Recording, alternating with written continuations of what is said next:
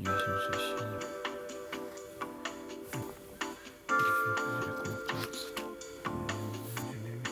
Oui, Babette, je peux pas te répondre là, je suis au boulot là. Ok, une baguette, bisous.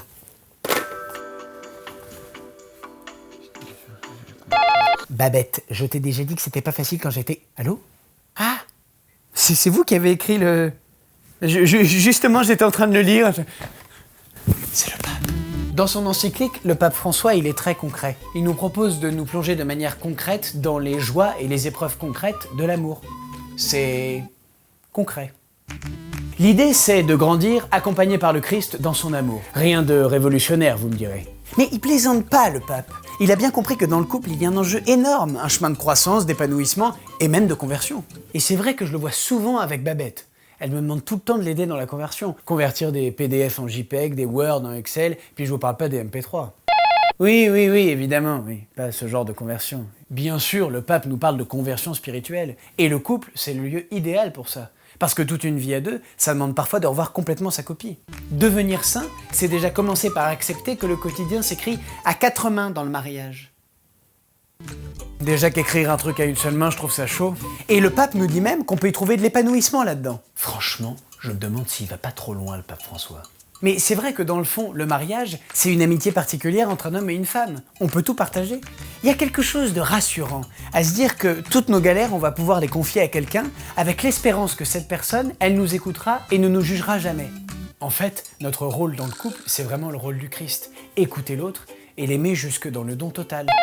Oui, je sais, il faut oser en parler. L'amour, c'est la tendresse de l'amitié, et on y ajoute la passion érotique. Parce que dans l'amour, c'est pas seulement aimer l'autre comme ça, c'est aussi lui montrer, et l'aimer dans sa chair. D'ailleurs, la sexualité, qui est le don de soi ultime, c'est avant tout un don de Dieu. Le pape le redit très clairement. Dieu a créé la sexualité, qui est un don merveilleux fait à ses créatures. Et il plagie un peu Jean-Paul II en rappelant que la sexualité n'est pas quelque chose de sale ou de méprisé par l'Église. Au contraire, la sexualité est belle.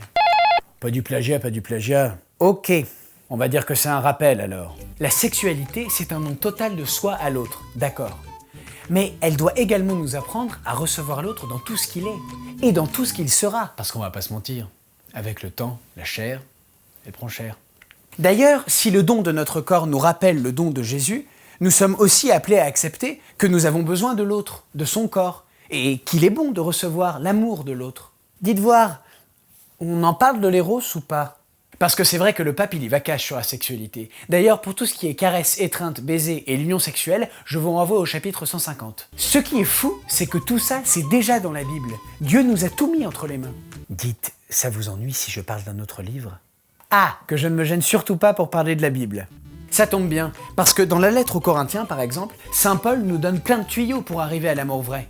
Déjà, l'amour prend patience. Et de la patience, il en faut pour aimer, parce qu'on se laisse vite dépasser par nos impulsions et notre agressivité. Moi, je vois avec Babette, notre foyer il peut vite devenir un champ de bataille. Alors comment on fait pour que l'amour prenne patience? On est face à 2 attitudes possibles. Une attitude passive, qui consiste à dire que c'est souvent la faute de l'autre quand il ou elle n'agit pas comme moi ou comme j'aurais voulu.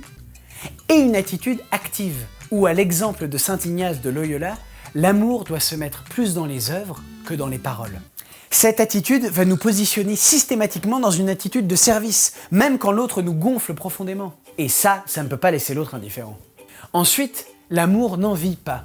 Le pape nous explique que l'inverse de l'amour, c'est l'envie. Et dans l'envie, il y a beaucoup de comparaisons. Dis donc Babette, tu serais pas beaucoup plus heureuse que moi en ce moment? On voit bien que c'est pas du tout le genre de relation qu'on cherche à développer dans son couple. Non, il y avait personne, c'était pour l'exemple. Dans l'amour, lorsqu'on se donne, on peut pas se sentir mal à l'aise du bonheur de l'autre. L'amour, ça nous fait sortir de nous-mêmes. Des fois, ça nous fait même sortir de nos gonds. L'idée que nous propose le pape, c'est d'accepter que chacun ait des dons et des chemins différents.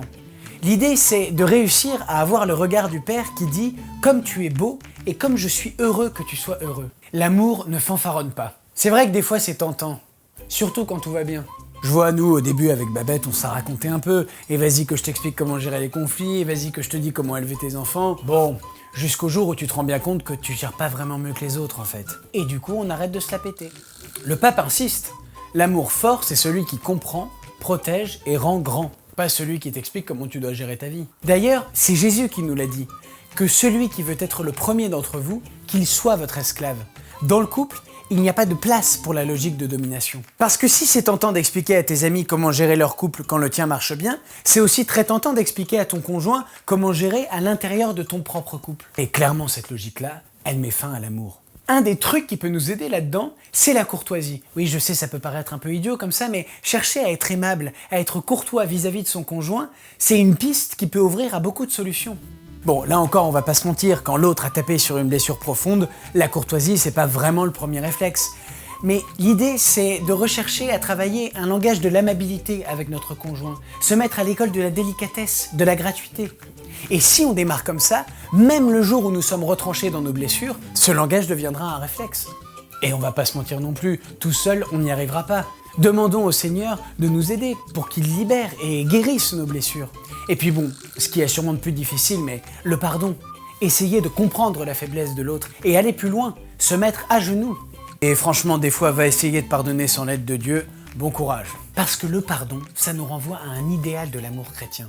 Un amour en dépit de tout, de toute rancœur, de toute animosité. L'Église nous propose d'élever le niveau de l'amour jusqu'à dire « si tu as là l'occasion d'infliger une défaite à ton ennemi, c'est le moment de ne pas le faire ». Ah oui, une dernière chose, ce qui est amusant dans ce passage des Écritures de Saint Paul, c'est qu'en remplaçant le mot « amour » par « je », ça permet d'avoir une ligne à suivre. Je vous laisse essayer. Je prends patience, je n'envie pas, je ne fanfaronne pas.